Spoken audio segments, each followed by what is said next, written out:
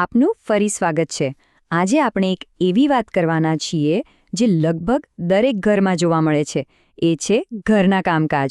ચાલો આજે એ સમજીએ કે આ રોજિંદી માથાકૂટને આપણે પ્રેમ અને સમજદારીથી એક મજેદાર રમતમાં કેવી રીતે ફેરવી શકીએ. રોજ સવારે ઉઠીને એ જ કહાણી. પલંગ પર પડેલો ભીનો ટોવાલ, આખા રૂમમાં વેરવિખેર રમકડા, એક જ વાત વારંવાર કહીને થાકી જવાય. એવું લાગે છે ને જાણે એક જ ગોળ ચક્કરમાં ફરી રહ્યા હોઈએ. આપણે ભલે આને મજાકમાં કામનું યુદ્ધ એટલે કે ચોર વોર્સ કહીએ, પણ સાચું કહું તો આ નાની નાની બાબતો ઘરની શાંતિ છીનવી લે છે અને દિવસના અંતે એવું લાગે કે આપણી બધી શક્તિ ખતમ થઈ ગઈ છે. તો ચાલો થોડું ઊંડા ઉતરીને સમજીએ કે આખી વાત છે શું. આ ખાલી એક ભીના ટુવાલની સમસ્યા નથી. આ તો આપણા ઘરમાં રોજ ચાલતું એક ચક્ર છે. તમે પહેલાં પ્રેમથી કહો છો, પછી થોડીવાર રહીને યાદ કરાવો છો અને જ્યારે અંતે કંઈ જ નથી થતું ત્યારે શું થાય? ગુસ્સો આવે, નિરાશા થાય અને પછી આપણને થાય કે બસ હવે હું જ કરી લઉં. શું આ ચક્રને તોડવાનો કોઈ રસ્તો છે? હા, બિલકુલ છે. અને જવાબ ખબર છે? આપણા વિચાર અને આપણા શબ્દોમાં જ છપાયેલો છે.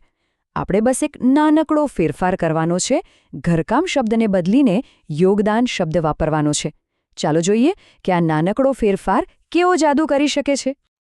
જો જ્યારે આપણે કોઈ કામને ઘરકામ કહીએ છીએ ત્યારે કેવું લાગે? એકદમ બોજ જેવું, નહીં? જાણે કોઈ સજા મળી હોય. પણ જેવો આપણે એને યોગદાન કહીએ છીએ, આખી ફિલિંગ જ બદલાઈ જાય છે.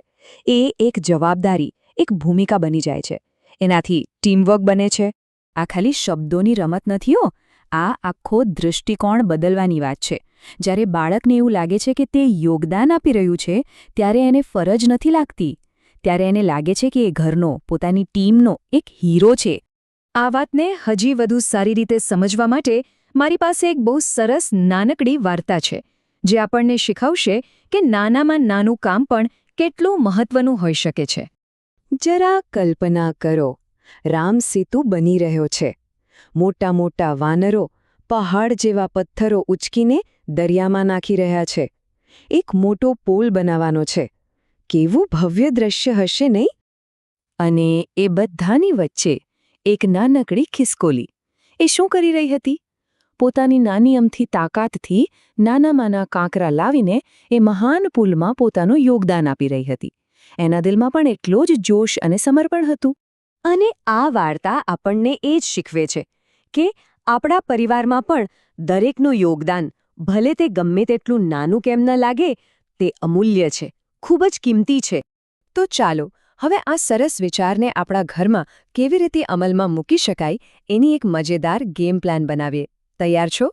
સૌથી પહેલાં એક ટીમ મીટિંગ બોલાવો, કોઈ શાંત અને ખુશમિજાજ સમય. પછી બધાને સમજાવો કે આપણું ઘર એક ટીમ છે અને આપણે સાથે મળીને જીતવાનું છે. અને છેલ્લું અને સૌથી મજેદાર સ્ટેપ, દરેકને તેમના યોગદાન માટે એક ખાસ ઓફિશિયલ ટાઇટલ આપો. જેમ કે જે ભીના ટુવાલનું ધ્યાન રાખે એ વોટર મેનેજર. કેવું મસ્ત લાગે છે ને? રમકડા ભેગા કરનાર બને ચીફ ઓફ ટાઇડીનેસ. સાંભળીને જ લાગે કે કોઈ મોટી જવાબદારી છે. આવા ફની નામ આપવાથી કામ એકદમ એડવેન્ચર જેવું બની જશે.